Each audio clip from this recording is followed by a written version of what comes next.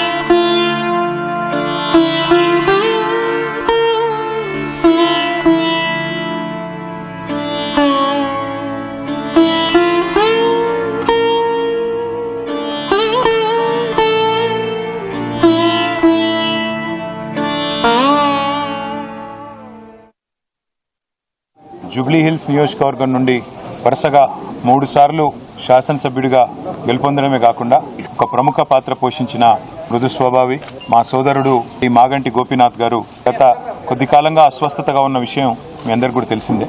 ఇవాళ ఉదయం వారు హాస్పిటల్లో ఉండిన విషయం కూడా మాకు ఉదయమే డాక్టర్ల ద్వారా తెలిసింది. నిజంగా ఈ బీఆర్ఎస్ పార్టీకి, అదేవిధంగా హైదరాబాద్ నగరంలో అభివృద్ధిని, అదేవిధంగా హైదరాబాద్ నగరంలో ఇక్కడ ఉన్న అందరితో కలివిడిగా ఉండే ఒక నాయకుడిని కోల్పోవడం అనేది మా అందరికీ కూడా తీవ్రమైన ఆవేదనని, తీవ్రమైన బాధని కలిగిస్తున్న సందర్భం.